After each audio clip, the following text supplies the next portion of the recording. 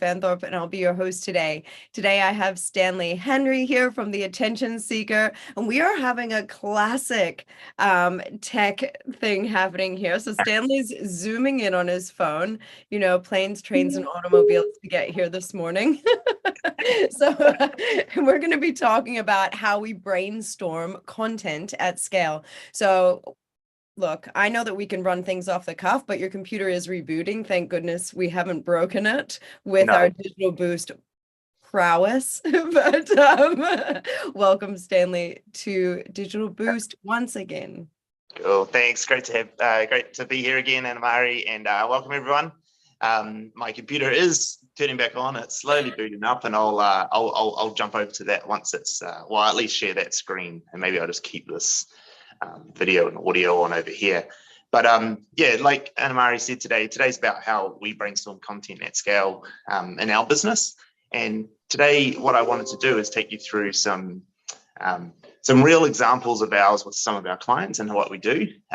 We've changed all the names for some privacy, so you don't know who they are, but it's actually some real world examples about how we actually strategize the content for people and come up with different ideas of how to, like, what the content should look like and what's the style, content pillars and conversation topics and all that good stuff about mapping out topics to build content under, and then obviously getting into a little bit of the nitty gritty of actually how to build it. So what I'm going to do is I'm going to see if this I'm pretty good at waffling on as well. Don't worry. Yeah. So while you do that, if you want to keep doing your thing for a sec, I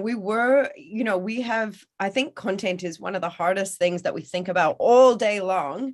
If you have a business, you're thinking, how am I going to get this up online? Or perhaps you even miss opportunities sometimes. Oh my gosh, what's better than one Stanley Henry, but two? But we often think about content all day long. And so it actually takes up a lot of our thought space. And I think this is going to be a really good session, because when we look at content at scale and we start, bulk billing, I guess, or bulk creating, or looking at that kind of stuff, we have a plan which allows us to create that mental space. And that's why I thought this was really important, because there's nothing better than getting a little bit of time back as a small business. Yeah, absolutely. It's definitely one of the biggest rabbit holes you can find yourself in, and wasting a lot of time if you don't have a really structured plan. And when you just throw stuff up, if there's no strategy behind the content you put out, then you're kind of aimless. You're kind of not going anywhere either. And you also don't know what to fix to change as you move forward. So you don't know how to improve the strategy as you move forward. So what I might do is I'll share my screen and we'll crack into it. Yeah. Sound good? Yeah. How about that?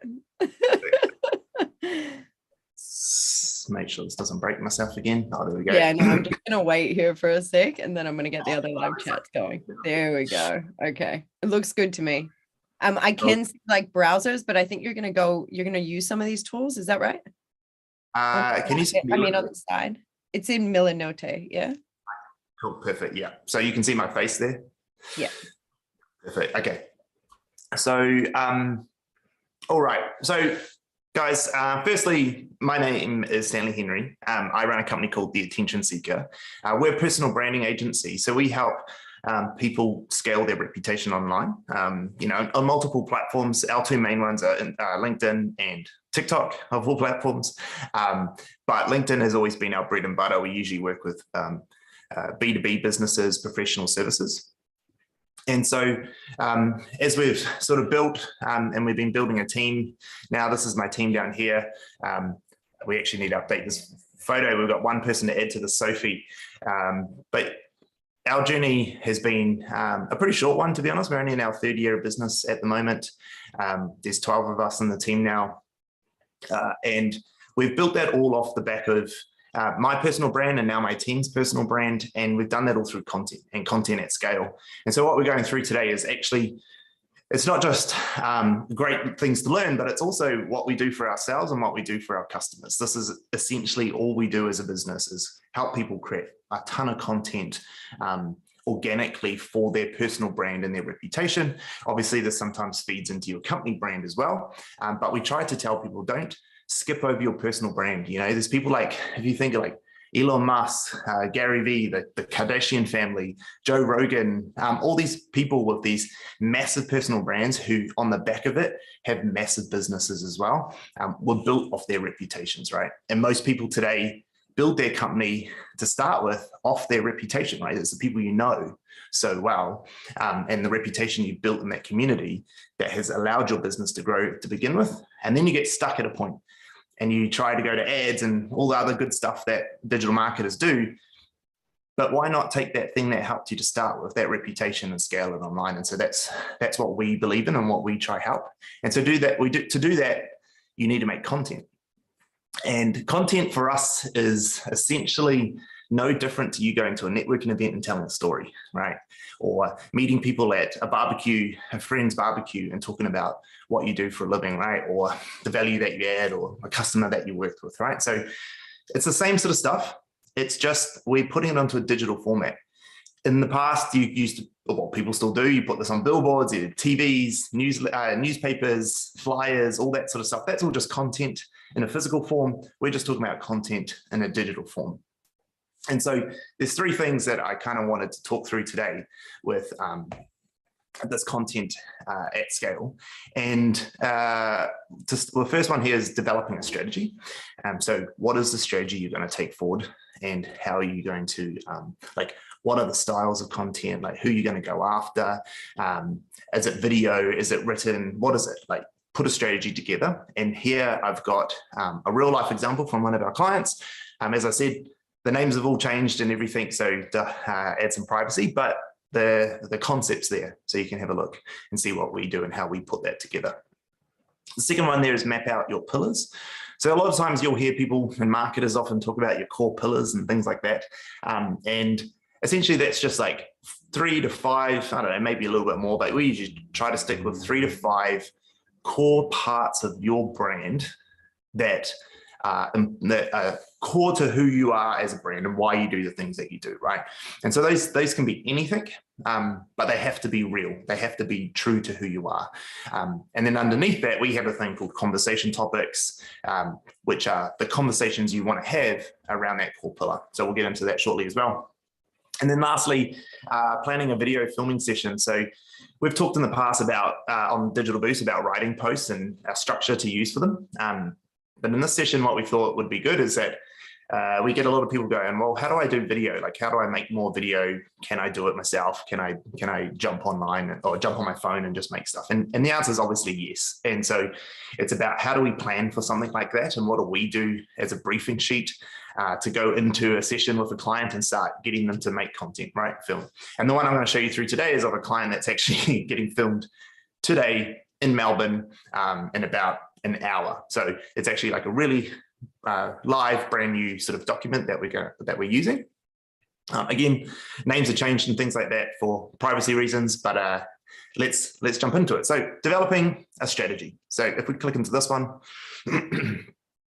this is I'm kind of zoomed in because I know that it always is a problem. I'll zoom out and show you the whole thing real quickly, and then we'll come back in so you can sort of see how we sort of mind map this.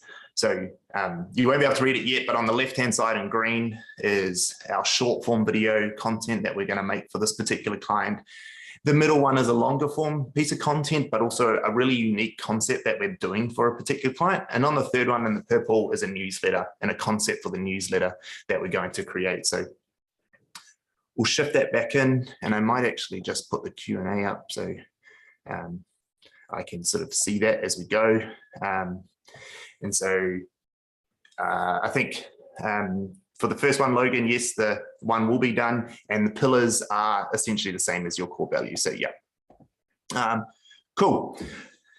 Okay, so first of all, planning a strategy. So for us, this particular one was Robert's whiteboard sessions. And so there's a little concept here, and I'll just quickly read through it so you get an understanding. I'll try to bring you up to speed on this client. So we did a discovery session with Robert. We instantly realized that the best content will be that of Robert teaching live to try and focus the answers from Robert to a prescribed script. We'll lose the magic of storytelling Robert is best at. So to explain that a little bit, Sometimes people are really good on script, right? Some people can read off a script, no worries. Anamari will smash it. But most people actually are no good at that. Most people are terrible at reading off scripts. And so actually what they need to do is that they need to just talk naturally in their natural environment. And for this particular person, the best way to do that is with a whiteboard. They're very, very good with a whiteboard and explaining real high level concepts, right? And so what we thought is, why don't we just make content about that? Why don't we just have this person do this live and actually run a whiteboard session with some actual people, and they could then record all of that and we could capture all the snippets from it, right?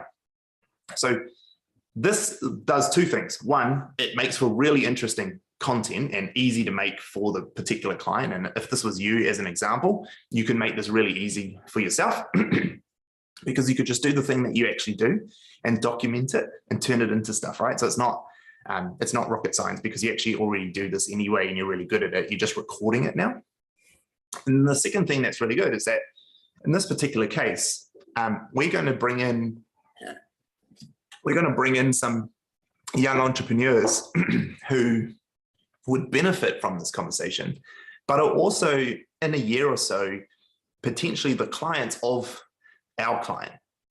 So they're not just going to be helping these, like our client's not just going to be helping teach these people some stuff and getting some bunch of great content out of it. They're also sort of nurturing their next generation of clientele as well. So it's like a real win-win sort of operation here. Yep, client has to give up some time to do this that they'd usually charge a lot of money for, but this particular client isn't their client right now.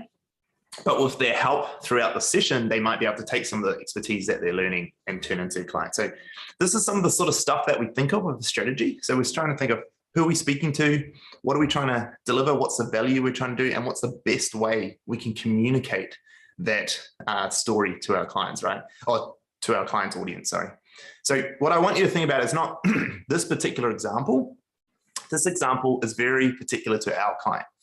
But what I'm trying to demonstrate is what are the things you're already great at, that you're already doing, that you can then sort of emulate and just record and document, and then have someone post-produce for you to then use as content, right? And the post-production part is something we'll get into, but if you can just record and document the things you're already doing or already good at, or set up an environment like this, in this case, like we're doing, where you're going to be able to do the thing you're really good at and just document it, you're going to get some really amazing content because you're going to see yourself in your element doing what you do best. The next part of that is we then go and do a little bit of research, right? So I won't show you these because it'll probably break the Zoom again, but these are some clips that we've got from YouTube of another person who does what we're trying to do, or the concept, really well. So in this case, it's a company called The Future. They have a YouTube channel. If you haven't watched it, The Future without an E, really great stuff on there. Really, really good things about marketing and selling and all that sort of stuff. But Chris Do, one of his signature content styles is whiteboard sessions. And he's very good at it and he does it really well. And he has a real niche that he targets in with it. So it's very different to our clients and what they do. But it's a really cool concept and there's some really great visuals so we can get an idea and communicate that to the client of what it will look like and how to do. And a lot of people get a bit weirded out about, copying or doing stuff similar to other people. They're always like, oh, I want to be original. No one's original. Like everything's a remix. Like there isn't any piece of content, be it movies, music, actual content that people put on their social medias, that's actually really 100% uniquely original. It's not that you're copying. We're not going to take Christo's video for verbatim and just re-record it. We're just going to use the style and use elements of it. So what we try to do is do some research. Who's done it well before? How can we learn from what they've done and try and improve it and make it better for our client and align with them? Sorry. So that's it. We've also got a little bit here about demographic, like who are the people who would benefit from this session or who would want to see this in this audience. And so we do a little bit of brainstorming around what they look like, some demographics. We got here that they're essentially me. I am the demographic for these people. Companies like myself who have small teams, people that might be in somewhere between 5 and 20 staff, at least $1 million turnover, so that they've sort of got the problems that our client can help them solve, and still quite young in their journey. So they haven't been in it too long, that they've sort of learned this just through experience, and that they're really happy to use the knowledge from our client. And then what we do is we start to prep it out, right? What does it look like? So our strategy here for this particular 1 minute clips. So document a whole bunch of stuff, post-produce it into 1 minute clips. Real simple in terms of the content style, because our client's really good at it, right? So that's one strategy that we do. This one here is a little bit different. So this one's a little bit of a unique proposition that we're doing. And this is, our client is a real big foodie, right? So this is, again, something that they love doing. They love food, they love cooking, they love having dinner parties. And so our idea was, you know, when you have a dinner party and you have people sitting around a table and you have this really robust conversation, a lot of Kiwis aren't very good at this, to be fair, is having like really intense debate without fighting, like actually having actual debate and being able to have a really good conversation about really good topics, right? But doing it over food and wine and things like that. And well, with our particular client, he's really big on this. This is something that he loves. He's European. He really loves this sort of concept. This is what it's one of his most favorite things to do, is have dinner parties and have really robust debates about all sorts of topics. So our idea was like, well, you already love doing that. It's a really unique concept that we've barely found any examples of other people doing something similar. So this is kind of an original idea from this particular point of view, but there are shows like Come Dine With Me and all that sort of stuff, which are similar ideas, just a different concept, right? And so for us, what we thought is we could just, it's a 6 to 8 hour production. We can have a whole bunch of people be on this, come in for dinner and have a great meal and great discussion and debate with our client, and we can film the whole thing and sort of get the interactions going, right? So again, example content, there's some different people that we can look at, some different ideas of how to view and stuff. So we plan all this out. We've got all the filming sessions and prep details. And this is the sort of stuff that you kind of got to do and plan before your content. As you can see, it's not fully in depth, actually. You can do a lot more than this. We try not to get too into the weeds of it. We just try to get it real high level. And because otherwise, if you plan too much, the best laid plans, right? That sort of concept. We just try to get the real high level concept of it, so we all have an understanding of the why behind it. And lastly, because I'm mindful of the time and how long this is taking, newsletter. So planning out what a newsletter could look like and how we can make this original, or at least unique to our client and what we can do. And in this particular case, our client's a really big fan of Robert Ludlum's Born trilogy series. But he also really loves case studies, like business case studies. But who wants to really read a Harvard business case study? They're not exactly the most exciting thing. So our concept was, well, what if we applied the same principles to a spy novel premise, right? And we told it in the story of the Bourne spy novel trilogies, and that there was a way of showcasing that case study in that world. And so could we get more readership if we had a sort of idea around a newsletter like that? Do you know what? Have you ever heard of it's like history with like drunken history? Have you ever heard of that YouTube channel? No, and I haven't. famous people get on and they actually talk about real historical events, but they have lots of drinks while they're doing it. So it's like a bit messy, but it's actually really funny. I feel like that's kind of what you're saying. It's like taking something, that people might not be so entertained with, but then adding a slight twist to just draw them in and like attract more people to the brand. So yeah, I might drop a link in for anybody who wants that. But it just reminded me of that. Yeah, that's great. I'll have to look that one up and add it to our board of planning. And so that's actually a really good point right now, is actually talking to people about your content ideas, right? And because you come up with stuff like that where Anamari gives you a really great idea about something that you could never have thought of, right? Because it's something that she's come across in her experiences. And then so that's what we do as a team. And, even when it wasn't 12 of us and it was only me on my own, actually, we would do the same thing, right? You just talk to lots of people about this to start building a strategy out. And so, look, I've given you some real basic ideas of like things that we do. And so there is like, this is just some planning we come together. And the strategy behind it is like, we now have 3 sort of styles of content. We have ways that we're going to pull them together and get them done. We have some ideas of like how often we're going to post them and stuff like that. So we're sort of starting from left to right. We've got the daily content, which is the whiteboard. That's going to be the core of the content. The middle stuff is going to be sort of some longer form pieces of content that will be pretty intense, but really highly produced. Maybe not something you want to do yourself because it's pretty intense production here, but the idea behind a long form, this might be for you a podcast, right? You might make a podcast instead. So something that's still pretty long form, pretty in-depth discussion, but maybe not as highly produced because maybe you don't have the facilities or capacity or just time to do it yourself. And then lastly, a newsletter, which goes out much less regular, but still what's really good about newsletters is that you can build subscriber bases from it, right? So like we put our newsletter here as a reference for this particular client. We have 2,500 subscribers to this newsletter on LinkedIn alone. And so it's like we now have that audience we can continually talk to, all right? So that's kind of a strategy in a nutshell. There's more to it, obviously, but I just wanted to give you some ideas of like how we would plan that out. There's plenty more you can do and deep dive into that, but as a good start to sort of just ideate the ideas of the content, right? But instead of thinking of like little one pieces of content, think of like big global strategies that you can put into place, right? Like whiteboard sessions, that there is a real global strategy that can be heaps of different pieces of content. And then we can break that down further into many, many more ideas, right? So a lot of people go and be like, oh, I should make a piece of content about this one particular thing.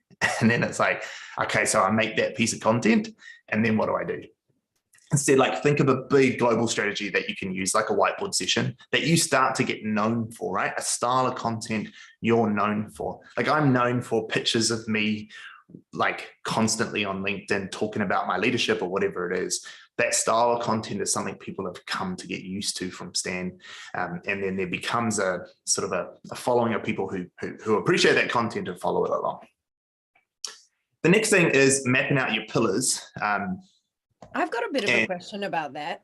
Like how long, so maybe you pick to do something like you're doing and you put yourself out there a whole bunch. How long do you run content like that before you realize, oh, that's not catching on? Like if you're running content all the time and you think you've got this is where you want to go, at what point do you go, oh, maybe that's not reaching the right audience? How do you gauge that? So in terms of like how long you should do something, if you're putting out the same content constantly and not evolving it at all, then you shouldn't start in the first place because your content needs to constantly evolve. Even mine has constantly evolved since I started it. The style of content and what you talk about, that doesn't ever need to change. And it might take ages to get your audience. It might take a year or more, depending on how niche it is. If you've got a really, really niche, like we've got a client who only wants to work with faith-based leaders. And as you can imagine on a platform on LinkedIn, that's quite a hard audience to find as faith-based leaders. So they're okay to run that for a long period of time because they don't want to just do what it does to get the engagement. They want to get the engagement from the people that they are trying to search for.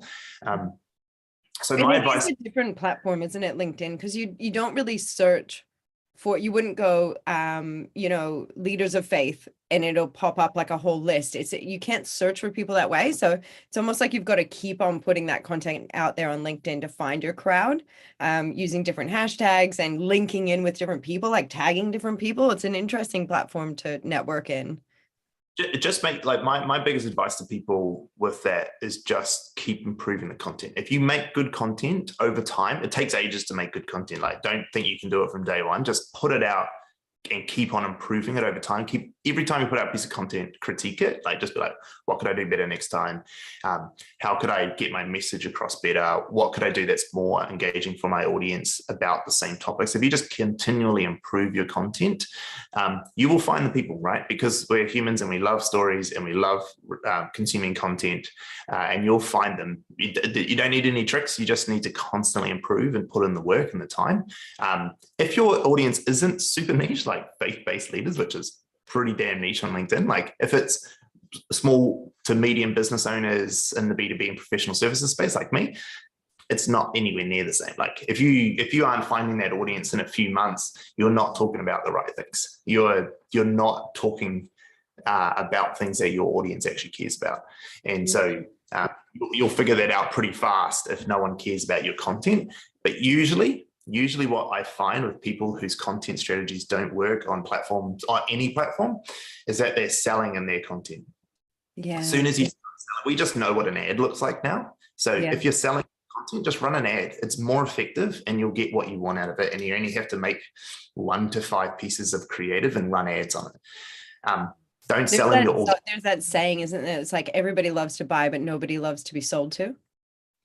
Yeah. So it's and what that is should only be about, from what I've heard, about 20% of your content. Is that right? It should be sales, and the rest should be, other kinds of stuff. I'm sure that fluctuates depending on what you're doing, and but people really want to know your story versus being sold to. They'll buy you first, and then they'll buy whatever you're selling.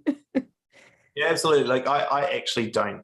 I probably have less than 1% of my content as sale content. If I ever going to make a sale content, it's an ad. I'll put it as an ad because it's more effective. The platform knows how to get it to the people that want to buy. Trust that their ad machine, which it obviously does. They're all multi-billion-dollar, trillion-dollar companies these days. They will find it for you.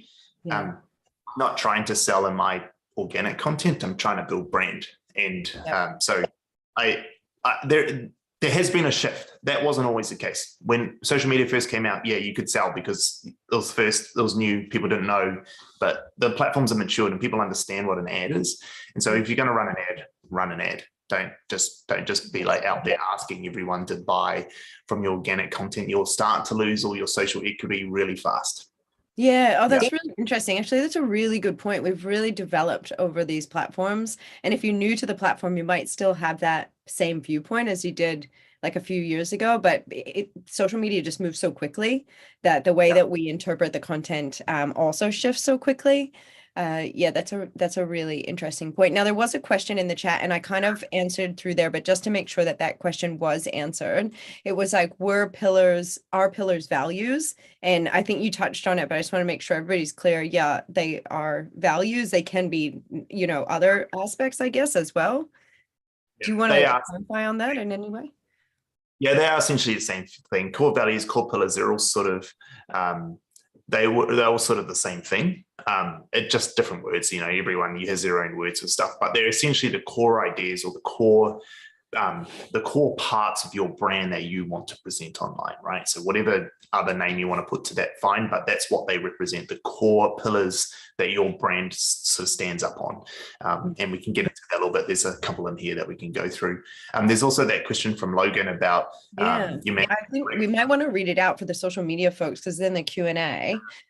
So it just says, my company works in security project management. Our managing director has grown the company from himself to roughly 20 staff in the last 5 years. The growth has been entirely through word of mouth, so he doesn't rate marketing social media very highly. Any tips? Yeah, so that's my perfect customer. We deal with people like this all the time, right? And the reason why I joke about that being my perfect customer is that that's what everyone comes to me with as a problem. That, hey, I built this whole business on my reputation. Everyone keeps telling me to do social media and marketing, all this sort of stuff, but I've dabbled at it a little bit. None of it really works and all that sort of stuff. And it's like, I get it, because nothing's ever going to be as good as the referrals that you get from your network and your reputation. Nothing. And so we don't try to pretend that we can beat that. Instead, what we're trying to do is show that reputation and that personal brand to more people more often. Where we see, for people who have really strong brands like that, they're the best clients they're the best people to implement these sorts of strategies because they have a large network that just haven't heard from them in a while. And then when they start to push stuff out on content on LinkedIn, that first 3 months is just all their people that they know throughout their life because of their strong 20 years in the game, ringing them up going, mate, I love the content that you're putting out on LinkedIn. Like, we should grab coffee sometime. It happens all the time for us. So like, we know when we work with clients like that, or when we tell people to put strategies in like that, that they're going to get return on their investment really fast. And then after the sort of 3 months onwards is where they start to talk to new audiences. And so they start to build up, that reputation starts spreading out to more and more people. So my advice is for them is just tell them to start putting a couple posts up a week, just like things that are happening around the place, nothing major, just to their existing audiences, and wait to see people start to call them going, hey, mate, it's been a while. I saw your post. We should grab coffee. It'll start straight away if they've actually got such a strong reputation. Now, you were talking about before, and like when I'm looking at your screen, it's got lots of black squares, but I can't see as much things anymore. I don't know what's happening there, but with the feed through. But you were talking about oh, there we go. That's a little bit better. You were talking about an overarching content like projection, I guess. How do you kind of come up with that? Is that a year goal, a 6-month goal? Like, what is that, a business goal? Like, what are we talking about when we talk about that? So you're referring to like the what I was talking about with the whiteboard session and that sort of idea. Is that yeah. So look, coming up with it, like at the end of the day, it's all arbitrary. You don't know what will work until you do it. Like this is the number one thing I've learned since running this business is that you have no idea what content will work until you put it out and let your audience tell you that it's good. As an example, right, we've our new staff member, Joni, who's been running our TikTok at the moment. There was a TikTok she put out the other day. It's now sitting at like 6.7 million views. And it is just the most outrageous piece of content that it took about 30 seconds to make. There'll be other pieces of content that's super aligned to our strategy, took her a full day to create. And then next thing you know, they get 1,000 views, like you don't know. So my actual advice on that is do the thing that you want to do, that you love doing, that you're really already good at. And then it's not so much of a chore. You're just doing, like in that scenario, Robert, or our client, Robert, loves to do, loves the whiteboard sessions, loves teaching, is a real big into teaching people. So it's just something that for him is no energy expended. He'll turn up for an hour, run the session. We'll organize it all for him because, he doesn't have to do it himself, but he'll turn up. He'll just have an absolute blast because it's the thing he loves doing, and we make a bunch of content. So it's not any energy loss for him, and also it's where he is at his prime. Mm-hmm. And so that's why we chose that as the overarching content strategy. So for yourself, for anyone out there trying to think of that style, what is the thing you already do a lot of that you love? Like what is that piece? Like, do you run workshops? Could you run a workshop with a pro bono client or something like that and film the whole thing? And then cut that up and do that once a month or whatever. Maybe it's you have really awesome like brainstorming sessions with your team. Maybe that's something that you guys do once a week or whatever. Film that, put that up, cut that up. Try to do things that you're already doing that you're all really good at. You can stage some of them so that you get what you want from it, because sometimes when you're just doing them organically, they're not as good or content style, but either way, that's how I picked the overarching strategy, not to be something that you love doing anyway, and it's not a lot of energy lost to go and do it. I do like that advice. And there's a couple of questions here. It says, how do you know how strong your personal brand is to start with, to decide where to start and at what level? Yeah. So look. That's a tough question, but. Yeah, it is. Question. It's a real tough question to know how strong your personal brand is. I suppose if you're asking that question, it probably isn't super strong because you'd know, because you've got a strong reputation, but that doesn't matter. Honestly, it doesn't matter if your brand's really strong or not. Everyone starts from zero. So you've got to start somewhere and you just got to get going. So when I say when you get started, for most people, if you're doing it yourself, you need to build a system around the content development and the content scheduling. So you need to pick a schedule and a cadence you can stick with, like is that once a week, twice a week, once a month, whatever it is, and build a process to allow that content to go out. Don't just try to haphazardly do it. And so some of what today we're talking about is how to build that process and strategy. So in terms of where should you start and how big, don't worry how big your personal brand is. Just understand that if you go out and you start, you'll get it to where you want it to be. Yeah, that's a really good point, because I loved how you said everyone starts at zero. We often forget that. We go, it's too late now. I've missed the train, I've missed the wave, I've missed the boat, but there's always the next person that comes up. And, I was talking to someone recently and they were like, once you get hit, like once you become this thing, you better ride that wave while it's there, because you'll be, there's that hot item. And then, next thing you know, it's the next person who's the hot item or whatever it is, and so staying relevant, and also, just putting yourself out there, but go strong with it, like really go all in. So that when it does hit, you're there, and that's an important thing to remember, that there'll always be somebody else coming up. I mean, look at it with music trends. You see people who are super popular, they were everything. And now that you ask the next generation, no, who's that? They don't know who that is. The next person's everything, Yeah, you got to constantly evolve too if you want to stay relevant. So yeah. And like, good to see you watching the TikToks. Yeah, that TikTok is how I became aware of the attention seeker. Awesome. Well, there you go. That goes to your props for your new staff member, because I know you said, they've got to build your brand first before they can build your clientele's brand. So that's a pretty good little referral there. So big ups. Look, we'll jump into this next one and move on, because I'm mindful of your time and I don't want to take up too much of your time. But in terms of core pillars and conversation topics, so this is actually a really fun client who's going live in a week or so. Again, we've changed a lot of the names. They have a really interesting brand, and if you can see around some of it, there's a lot of conversations about things that aren't normally talked about on LinkedIn, especially the ones in the red. But this is a real big area that this particular client she works on. So core pillars for us is that top row. So I hope you can see all of that. It's got her 2.0, trailblazer, controlling your energy, breaking stigmas, etc. Just the purple one you can't see, but that's okay. Yeah, there's just a box there in the top right. Yeah. Pushing boundaries is that one there. And then underneath that is we've got conversation topics. So as you can see, there's about 5 for each one. So that's 25 conversation topics, right? And so if we think about this for a little bit, the way we do this is, so we've got the core pillars. So that's the brand that's the pillars that this particular person's brand stands upon, right? And then underneath it are the conversations she wants to have around that core pillar. So if we think about the, let's go take the first one, her 2.0. Oh, no, let's take the one right in the middle, controlling your energy. And I'll zoom in a little bit to make sure we're all there. So controlling your energy.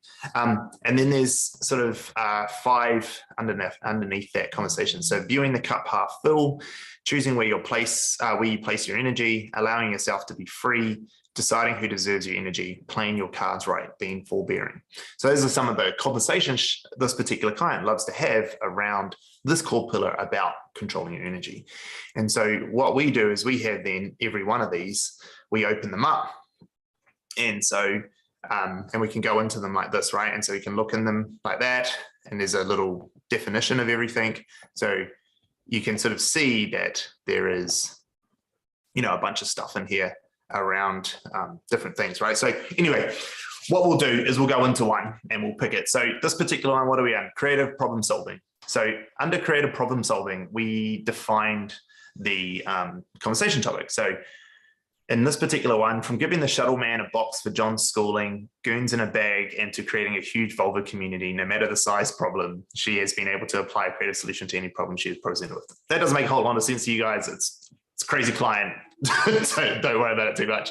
But what it is, it's defining what it is to us and to the client about what this conversation topic is. We then, I'll just zoom out so you can see all this. We have a few sections. So this side here is our headline planning section, and this side here is our post writing section, right? And so to zoom in a little bit, we start brainstorming headlines. So there's a solution, you're just not doing enough. I've always found ways around my problems. Obstacles are the universe challenging you. So these are like headlines that we've written as drafts to obviously like as a hook to get the reader in to start looking at the particular post that we're writing, right? And we have all these little titles like shocking, caring, motivational as like prompts for us when we're brainstorming as a team of like, how do we make one that's shocking? How do we make one that's X versus Y and whatever? There's a bunch of ways you can do this, but we do this as a bit of a brainstorming session. Get a bunch of headlines, right? The idea is to get at least 5. And then what we do is we write a post. So I'll go through and show you post structure real quickly, but we write a post. The idea behind this is that the post is, once it's finished, which this one isn't, once it's completely finished and written out, it's a fully perfect post that explains this particular conversation topic exactly how we want it to be. And then all we need to do as a team is to take one of these headlines from here that we've brainstormed and we've workshopped and are happy with, and replace the headline of the post and recontextualize the rest of the post to that headline, but keeping it all the same, right? So we don't want it to be too different because we're trying to say the same thing constantly. And then what we can do is we can have 5 posts written up pretty fast because they're all talking about the same thing, just in a different context, depending on the headline, right? So I hope that kind of makes sense. The idea is that we want to say the same thing. Nike doesn't change its message every day. It wants the same thing said every day. So our brand gets built, all right? So we are trying to do the same thing. But as you've already sort of realized a little bit there, oh, I went back too far, is that if we just zoom this out a little bit so you can see it full picture, we've got 25 of these conversation topics. So even if we're posting one a day, not excluding excluding weekends, let's say we just did Monday to Friday, this is 5 weeks of posts doing one a day from each of these conversation topics. So by the time you see a post from personal growth again, it's going to be week 6. It'll be 5 weeks later. And so, it's not like you're every day talking about the same thing. It's every 5 weeks you're saying about the same thing, but you want to do that. You want your content to be repeated, right? And improved upon. A lot of people always like, oh, I need new stuff. No, you don't. That's not how you get known as a brand. Big brands aren't known for millions of things. They're known for a few things and they're known for them really well. And so you need to do the same. Don't get on this train of, oh, I've been putting out the same content forever. You want to keep saying the same message. You need to be known for that one thing. I cannot stress that enough. It is, even my team struggle with it when making content for clients. They're like, oh, I've been writing about the same thing for this client all the time. I need to change it. It's like, but it's working. They're getting known for that thing. That's what we want them to be known for. That's the thought leadership they want to own. All right. So make sure that when you're going through this, don't get caught in that trap of I need to constantly change. If you look at my content and the way we've built our business, it's off the back of the same stuff for the last 2 and a bit years that I've been saying. I have never changed my messaging, and people know me for a certain amount of things online. Okay, so that's called pillar planning. And this is kind of how we do it. So we have core pillars, we figure those out. You need a bit of a discovery process for yourself to figure out what those are and ask some hard questions of yourself. Think about the conversations you're already having around those things. So think about the last networking event you went to, last barbecue you went to, or whatever it might have been, and actually think, like, what is it that I talk about when I talk about this stuff? Write them down. You might not get to 25, you might only get to 15 or 10 or whatever in total conversation topics. Doesn't matter, get started. And then once you're inside of that, start to brainstorm the headlines, like what's a really engaging headline to get people to read and to start with. And then from that, you can then start to develop out a full post. And once you've got a full post and you've done a round of edits and you're really happy with that full post, you now have a template to be able to write a whole bunch more content on the same stuff by swapping out the headlines. And so when we go into that, on that post structure, I'm going to go through this bit real quick. There's a whole nother Digital Boost video that Anamari can probably find and post up about this whole thing. So I'm just going to go through it real quick, and that's post structure. Headline or the hook, what gets the reader in, that's what we've already brainstormed. Subheading, I'll just zoom in on that a bit because I know it's not always easiest to see. Subheading, the subheading is a second sentence or a second line of reading that is giving the audience exactly what they need to know that the rest of this post is going to be about, right? So the headline and the subheading work together to hook the reader in, and then let them know exactly what they're about to read. This third thing is challenge.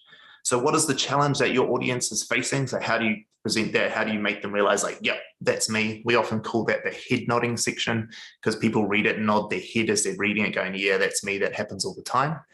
The solution is obviously your way of dealing with that particular challenge or your advice on that or how you've done it in the past. And then some form of call to action. And now a lot of people get mistaken here and think this is the sell. It's not really the sell. We don't think of it as that. what we're trying to do is get people to think about us afterwards. So we ask a question. What's something we can ask that gets them to think about us or comment or something like that, right? Not necessarily like, hey, go to my website and buy my ebook or whatever. Like, that's not what we're trying to do. We're trying to get people to do something after they read our post, either engage with it, think about us, like go away and start thinking, so that for the rest of the day, we're constantly on their mind, whatever it might be. Okay, and then I'll keep moving forward, just because I guess it's already 12:02, which is good, but we'll jump into this video filming session. And I thought this would be a really good one of what we do and how we plan this, a video filming session for our clients, and how you can potentially do something for yourself. So inside these, we've got it laid out like this. So the colors, as you might have all sort of realized, are actually the colors that correspond with the core pillars. So you saw that the core pillars all have their own color. In this particular situation, it's the same thing, right? We've got colors that represent each core pillar for that particular client. And then on the left-hand side here, you've got conversation topics. So that's the conversation topics underneath the core pillar. So what does this particular question align to? We then have the questions, right? What is your definition of empowerment? And then we have the headlines, or at least one of the headlines that we've brainstormed for this particular question, right? Make every staff member feel valued. And the idea behind this is that when we sit down and start recording, we can sit with the client. Hey, so we're talking about this conversation topic. You know it well. We all know what the importance of empowerment is as defined by us.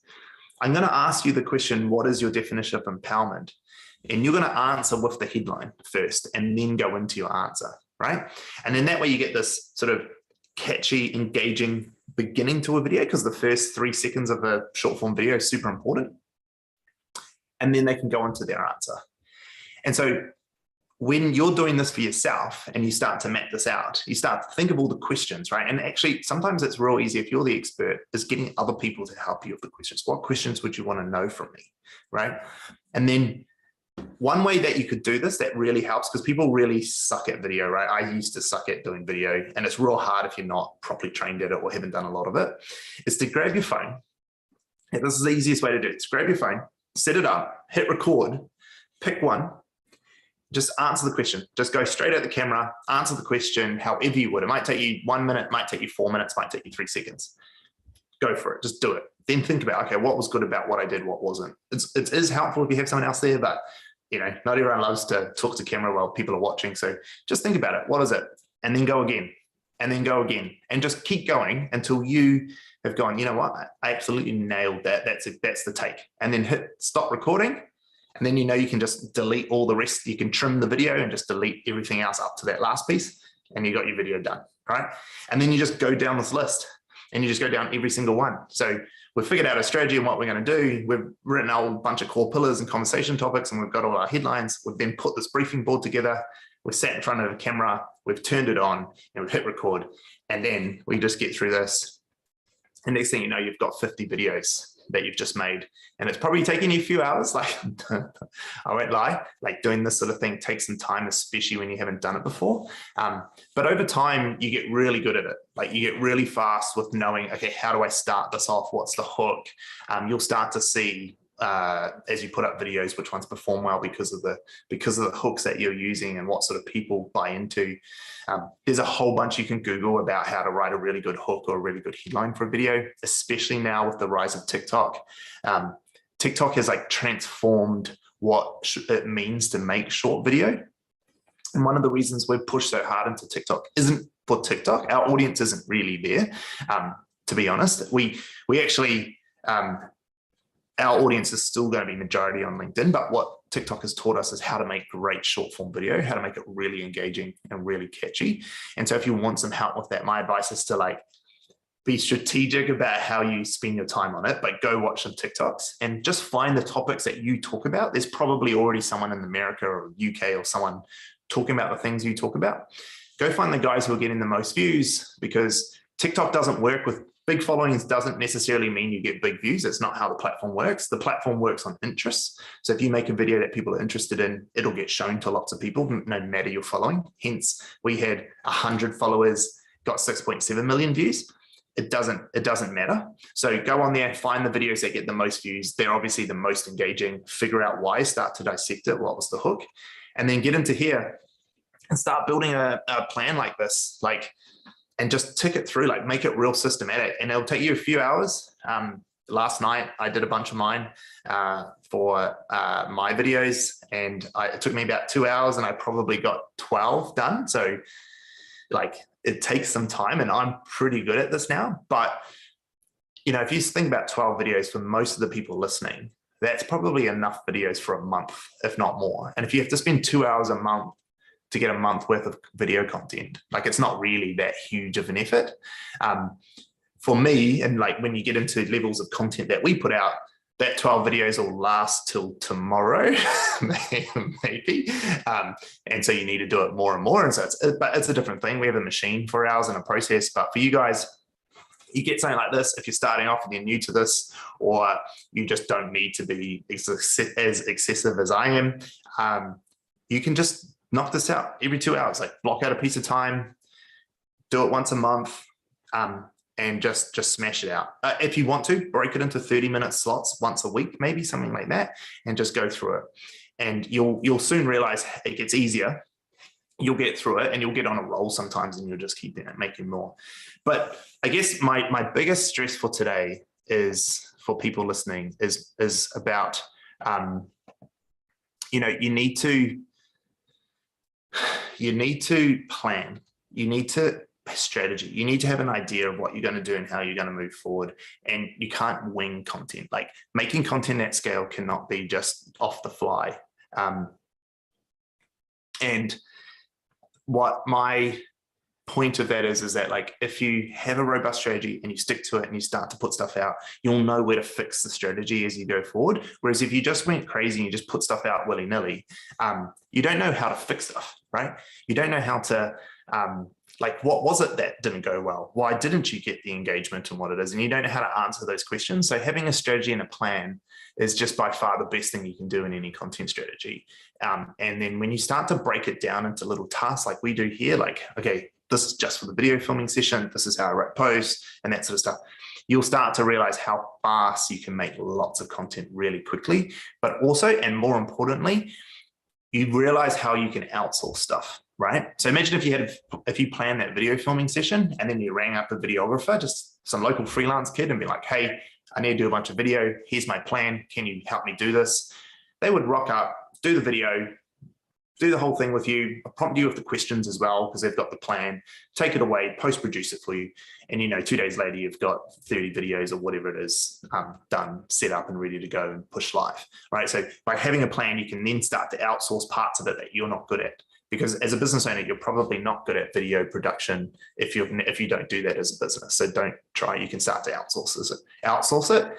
And there are options for all levels of budget, right? From people on Fiverr and Upwork who can do your post-production, to teams like ours who will fully manage the whole thing for you for a monthly retainer, right? There's a whole spectrum of people who can help you, and you need to pick the right service provider or the right outsource help for your budget and stage of business.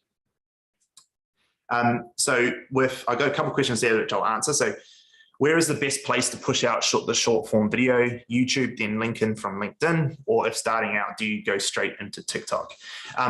So Dobbo, if it was me and I was doing this from scratch and I'd never done it, I just put it on all platforms. It's a click of a button to do it on all of them. It doesn't take much more effort. So if I was going to make a piece of content, and we do, every piece of content we make, we put on every platform we can. So short form video currently, YouTube Shorts is by far, TikTok is by far the most reach, then YouTube Shorts, Facebook and Instagram Reels, and then LinkedIn, you're not going to get anywhere near as much traffic as you would on the other platforms. But for a lot of people, your ideal customer is there. And as you build an audience, you can build a better brand. But TikTok, it's an outrageous platform, especially if your audience is on that platform already. And for a lot of people, asking, 37% of people on TikTok at the moment are over 30. So it's not just kids anymore. There's a lot of people there. And Sarah, what is the ideal length of video? It's a real interesting question, because the ideal length to any communication is the length it takes to make sure your audience understands what you've said, right? And so to say that in another way is that the length of videos are relevant if the message has been taken on board. And it sounds like a bit of a politician answer, but my sort of thought process around that is that how quickly can we get the message across? So I try to make them shorter and shorter. Like if I can get a message across in 8 seconds, then let's do it in 8 seconds as opposed to 8 minutes. And one of the reasons is that it's more digestible for your audience. So you're probably going to get more people see it. But also respect your audience's time. Like if it takes you 8 seconds to get the point across, don't waste 8 minutes of their time. If you could have done it in 8 seconds, like respect their time. We're all busy, so just try to do it. There's no optimal length in terms of like virality and all that sort of stuff. That's kind of irrelevant. There are videos I've seen on TikTok, for instance, that are like 4 minutes long, because you can do long videos on TikTok. You can get up to 10 minutes now on TikTok. I've seen 4-minute videos that have got 30 million views, but I've seen 4-second videos that also have 30 million views on YouTube. I mean, on some of the longest videos, the most played videos on YouTube are like hours long. Like we often put up a now thing. I mean, this isn't really getting content, value-add content, but we put on like, videos of like New York, like scenes of New York. We just play it on the TV in the office. Those have millions and millions of views. So in terms of what gets the engagement, doesn't matter on the length of the video. I guess the answer that I try to tell people and our clients is what's the message you're trying to get across, and how efficient can you do that, and what does it actually take to get the message across? And in some instances, it takes 10 minutes or 30 minutes to get that message across properly. You can't speed it up. It's a really complex answer. So yeah, so that's us. Sweet. And that's awesome, Stanley. Thank you so much. There's so much there. I'm going to have to go rewatch and just make a note of that. And I even wrote down that post structure, like the headline, subtitle, subheading, challenge, solution, and call to action. I thought that was a really great way of thinking about a post. And thanks so much for the feedback there, Logan. And I just wanted to say that tool that Stanley was using, Milanote, that's our next session. So we're going to be talking about that on the 6th of September and going through that tool. So if you were interested in it, you'll learn how to use that tool a little bit to your benefit to collaborate with others or just to work by yourself. So we'll be looking at that at the 6th of September. You can register that event now. It is up on our webpage. So, or you can just join us online. What makes a catchy headline and how to change the headline? That's a tricky one, actually. It depends on your audience, doesn't it? Yeah, absolutely. Yeah, look, that's a pretty big rabbit hole to go down, but there's plenty of. I would think about the things that content you've consumed. Why did you consume it? What was it that hooked you in? Yeah, absolutely. And I always like to think that I look at people that I emulate, like, that I think are really great at what they do, and I try to dissect their process and have a look at how do they make their posts really pop? What is it that they're doing? Is it a question in the beginning? Is it something that's really challenging that they've said to their viewers that's made them think about themselves? What makes them go to that next line of your post? Or is it the image that really draws them in and it's opposite of what you're actually saying? Sometimes it's just things like that. And there is a bit of thought that goes into that. So you really need to kind of put some of that process in yourself. And that's that trial and error that you were talking about, Stanley. Like, put things out there, look at what you're doing, think about what you're doing before you're doing it, and then look at it later and see if it worked. And if it didn't work, try something different, but don't I think that's the hard, tricky part, is not giving up on something too soon. Like, give it a minute to catch fire. Yeah, so. Yeah, absolutely. Everyone gives up too early. You just got to stick at it and keep improving. Yeah, I absolutely agree with that.